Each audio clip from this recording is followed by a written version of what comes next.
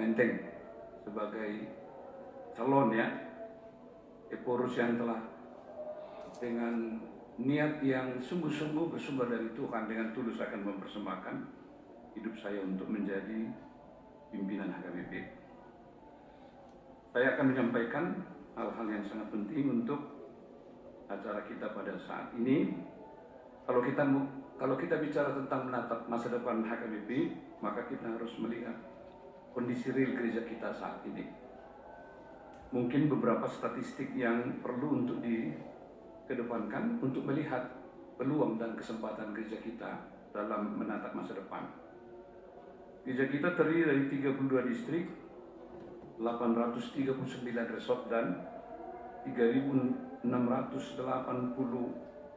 huria dengan komposisi jemaat terdiri dari sekolah minggu, ada remaja, ada poso, ama, ina, juga ada lansia. Dan berdasarkan apa yang dikumpulkan oleh Kabalitbang HKBP dan statistik kita terakhir ini, jumlah jemaat HKBP terhitung 3 juta berdasarkan database yang telah dikonfirmasi yang secara ofisial disampaikan di rapat MPS. Meskipun sebenarnya jemaat HKBP diperkirakan 5-6 juta, tetapi angka itu belum dapat kita rilis secara resmi karena angka yang boleh dirilis adalah angka 3 juta ini. Dengan jumlah jemaat seperti ini, tentu HKBP memiliki begitu banyak kesempatan dan peluang dalam pengembangan pelayanan ke depan. Karena dari sekitar 3 juta jemaat itu, 50% lebih adalah sekolah minggu, pemuda dan remaja dan pemuda maksud saya. Dan tentu ini adalah sebuah modal besar dalam pengembangan gereja kita di masa-masa mendatang. Dari jumlah jemaat yang telah saya sampaikan tadi, kita sebenarnya masih memiliki sebuah tantangan yang perlu untuk diatasi dan dipikirkan dalam bentuk program-program yang real dan program-program yang aktual ke depan. Karena hingga saat ini, kalau dihitung dari average rata-rata yang mengikuti ibadah di gereja HKBP masih sekitar 30% dari jumlah yang telah saya sampaikan tadi. Nah, tentu ini sebuah tantangan yang cukup serius bagi gereja kita.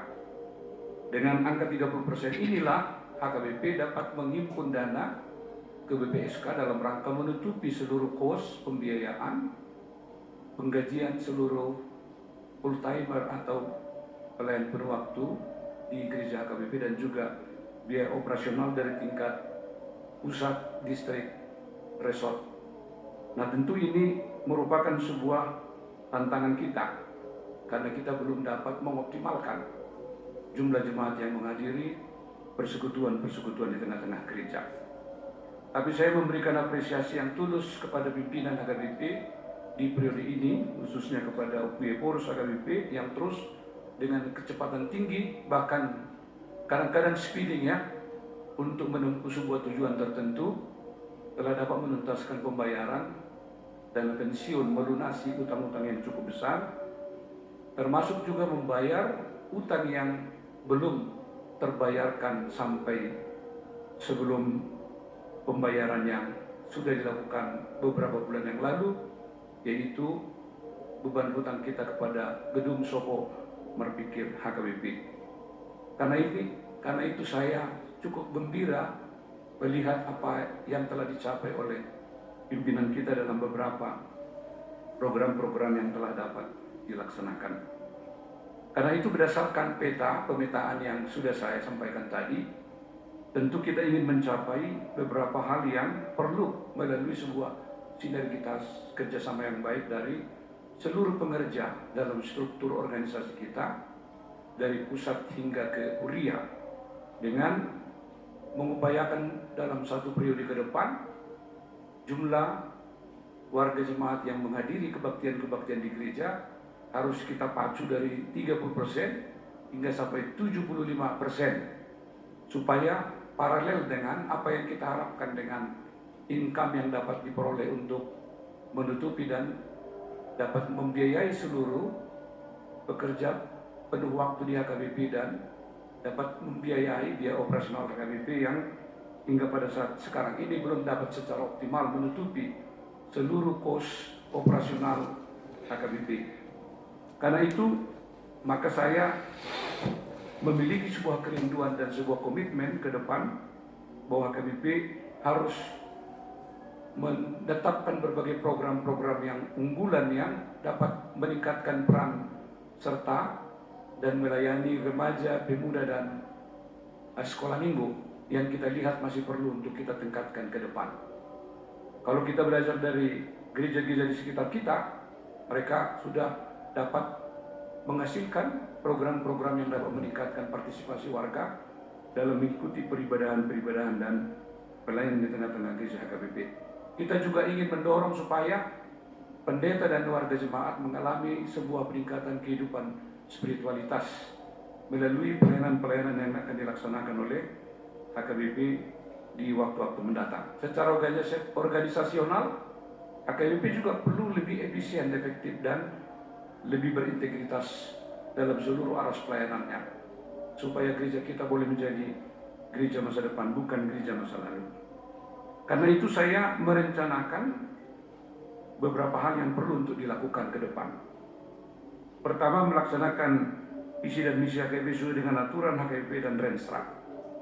Ini merupakan titik krusial yang tidak boleh tidak harus dilakukan oleh HKBP. Rencana strategis yang akan ditetapkan dalam Sinode 2 hingga 8 Desember mendatang itu adalah sebuah pegangan yang tidak boleh diabaikan oleh setiap pimpinan HKBP. Pimpinan harus secara konsisten melaksanakan keputusan-keputusan yang telah ditetapkan di Sinode HKBP yang dituangkan dalam rencana strategis HKBP. Karena itu, pimpinan HKBP periode 2024 hingga 2028 harus secara konsisten mengimplementasikan rencana strategis yang telah ditetapkan dalam Sinode yang akan kita laksanakan pada bulan Desember mendatang. Kedua, saya memiliki 11 agenda utama yang sudah saya tuliskan dalam bentuk booklet. Nanti akan saya serahkan juga kepada Penguan Ahmad. Dalam ke-11 agenda utama yang akan dilakukan oleh pengurus HKBP yang terpilih, apabila Tuhan mengizinkan saya, maka 11 hal ini harus saya lakukan, terutama dalam memperkuat peran pastoral pengurus HKBP. Karena peran pastoral pengurus HKBP sangat penting. Sebagai seorang leader, seorang gembala, tentu dia memiliki posisi yang sangat sentral dalam rangka untuk menjadi teladan bagi seluruh pelayan dan seluruh jemaat. Pengurus harus terus memiliki waktu yang cukup, memberikan ruang yang lebih besar bagi jemaat dan bagi pelayan-pelayan untuk dapat melakukan sebuah hubungan sinergis, membangun sebuah chemistry yang dapat untuk membangkitkan gairah seluruh jemaat HKBP dalam rangka untuk mengabdikan diri dan melayani tengah-tengah gereja HKBP. Kemudian melanjutkan program sentralisasi keuangan HKBP yang telah berjalan dengan cukup baik. Dan saya sekali lagi memberikan apresiasi kepada pimpinan kita sekarang. Tetapi tentu dengan melakukan berbagai penyempurnaan-penyempurnaan yang sangat diperlukan supaya sentralisasi bukan hanya milik para pelayan penuh waktu, tetapi sentralisasi juga menjadi bagian yang dapat dirasakan oleh seluruh warga jemaat HKBP. Karena itu barangkali ke depan perlu dilakukan evaluasi terhadap proporsionalitas persentase yang dibebankan kepada Huria dan kepada kantor pusat. Apabila hal ini disetujui dalam Sinode HKBP, tentu kita akan boleh melakukan terobosan-terobosan. Kemudian transformasi internal HKBP, pelayan dan organisasi. Sistem mutasi harus dengan komitmen yang tinggi diubah, bukan berdasarkan like or dislike, tetapi berorientasi kepada merit system. Orang yang tepat di tempat yang tepat. Dan saya berjanji, apabila Tuhan mengizinkan, tidak akan melakukan apa yang sering disebut dengan balas dendam. Itu harus kita jauhkan. Gereja kita harus Amang, sudah waktunya Ya, nampaknya 10 menitnya udah habis. Waduh, sayang sekali ya. Iya. Ya. Closing statementnya kami persilakan 1 menit. Ya, karena saya tadi ada buat kertas.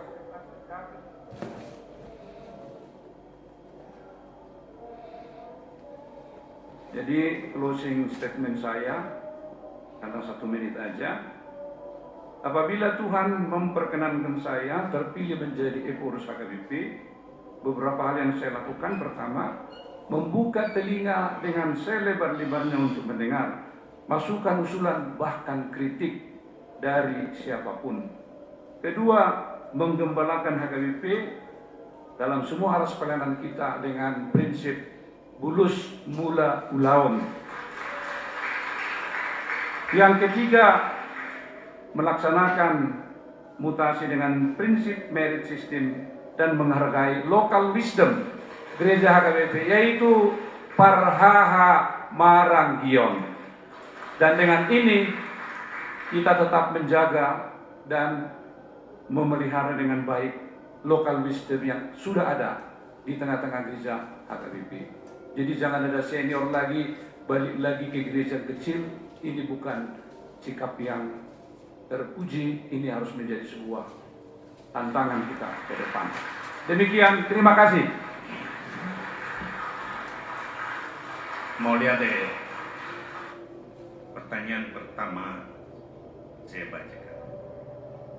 Pemilihan Emporus, Sekretaris Jenderal, Kepala Departemen Koinonia, Marturia, dan Diakonia dalam Sinode Godang satu sama lain bersifat independen, bukan dalam bentuk paket. Cara pemilihan seperti ini berpotensi menghasilkan Emporus, Sekretaris Jenderal, dan para kepala departemen masing-masing bekerja dengan visi dan misi sendiri yang muaranya adalah program pelayanan yang dirancang tidak terlaksana dengan baik. Pertanyaan kami, bagaimana strategi Inang dan Amang dapat membentuk dream team dari pola pemilihan yang sedang berlaku di Sinode Godang, sehingga hasilnya adalah HKBP dari pusat sampai ke jemaat-jemaat menjadi garam dan terang dunia yang berkenan di hadapan Tuhan. Terima kasih. Pertanyaan yang sangat aktual ya untuk dijawab, juga untuk disikapi dengan baik bagaimana pemimpin yang terpilih ya menjadi dream team ya yang dapat mendorong dan mengupayakan transformasi yang menyeluruh di tengah-tengah gereja HKBP. Prinsipnya kalau sudah ada renstra, keputusan-keputusan secara institusional, ya itulah yang diikuti oleh pimpinan itu. Mereka tidak bekerja sendiri-sendiri, enggak berorientasi pada selera sendiri, tetapi secara kelembagaan kita harus konsisten ya, bekerja sama misalnya menjadi sebuah tim yang kuat, yang harus padu dan memiliki isi yang sama tentang HKBP menjadi berkat bagi dunia. Jadi setelah mereka terpilih di Sinode Godang, dan ini pengalaman konkret kita setelah berakhirnya Sinode Godang, maka semua tim yang pimpinan yang terpilih itu biasanya kompak nih umpamanya. Mereka biasanya bisa bersama-sama bersepakat untuk melakukan program-program yang ditetapkan oleh HKBP, terutama Renstra, dan kemudian nanti membuat program tahunan yang diputuskan di rapat Majelis Pekerja Sinode dengan menampung masukan-masukan dari para SS. Nah ini secara derivatif turun juga ke distrik, resort dan kuliah. Sebab itulah mekanisme yang sampai saat ini masih kita acuh, masih kita rujuk bahwa keputusan Sinode Godang harus diikuti oleh MPS, MPS harus diikuti oleh distrik harus diikuti oleh resort diikuti oleh kuria. Nah ini mungkin para pemimpin di tingkat distrik, resort dan kuria memang juga harus secara konsisten memberikan edukasi yang baik kepada warga jemaat supaya ini dapat diimplementasikan dengan baik. Jadi nggak masing-masing berpikir sendiri-sendiri, mereka akan melakukan apa yang dikampanyekan, kira-kira seperti itu ya. Ketika sudah terpilih, maka mereka akan menjadi sebuah dream team yang bersama-sama dengan perangkat di bawahnya harus melaksanakan keputusan-keputusan yang ditetapkan dalam Sinode Godang, dalam rapat MPS, dan masukan-masukan yang telah ditampung melalui para presiden. Saya pikir begitulah pemahaman saya tentang bagaimana dream team itu dapat mewujudkan, mengimplementasikan program-program HKBP, dan kita tetap kompak dan secara bersama-sama melaksanakan seluruh rencana strategis HKBP 4 tahun ke depan. Mungkin itu saja Bang ya tanggapan saya terhadap pertanyaan yang sangat luar biasa ini. Makasih. Tanyanya demikian. Pelaksanaan sentralisasi keuangan di HKBP di Jemaat Resort sejauh ini dirasakan mengurangi gerak pelayanan, dan dalam berbagai sektor di Jemaat Resort karena kuota 45% tidak cukup membiayai program pelayanan yang diajukan seksi-seksi untuk memenuhi kebutuhan masing-masing agar pelayanan bisa optimal. Apa strategi Inang dan Amang tetap menjalankan sentralisasi keuangan tapi dengan hasil optimal baik kebutuhan pusat maupun keperluan jemaat? Untuk itu pertanyaan kedua ini kami undang. Ya, saya menanggapi pertanyaan yang kedua ini, saya sangat bisa memahami berbagai keluhan ya jemaat-jemaat, karena saya adalah praktisioner. Saya tentu sangat memiliki data-data yang dapat dipertanggungjawabkan. Hampir kebanyakan resort memang mengeluh ya dengan presentasi yang begitu besar, 55% ke pusat dan 45% ke tinggal di Huria. Saya setuju dengan apa yang disampaikan oleh Bang Sekjen. Memang badan usaha kita ini harus terus kita genjot. Bahkan mungkin untuk mendukung badan usaha HKBP, lembaga keuangan gereja kita perlu dibentuk semacam Mission Investment Fund. Karena kurang lebih 8 tahun saya melayani di Amerika, saya melihat gereja-gereja di sana dapat bertahan ketika gereja mengoptimalkan potensi-potensi yang dapat dikembangkan menjadi bisnis gereja.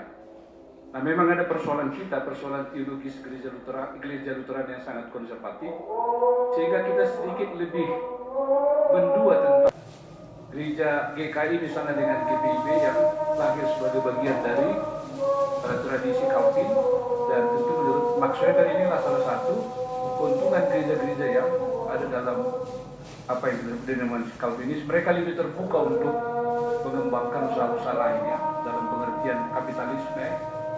Nah, gereja KBP mungkin ke depan melihat aset yang begitu besar, karena saya lahir sebagai anak pendeta dan sebagai cucu guru sending, dan saya melihat ketika saya tinggal sebagai anak pendeta di sebuah gereja tertentu, saya melihat sebenarnya aset-aset kita itu sangat diam, tidak dapat dioptimalkan, tidak dapat diolah menjadi sebuah potensi keuangan yang dapat menunjang kegiatan-kegiatan gereja kita. Misalnya saya melihat Universitas HKBP Indonesia yang ada di Jalan Sutomo, menurut saya itu mungkin masih bisa dikembangkan dalam berbagai visi-visi besar.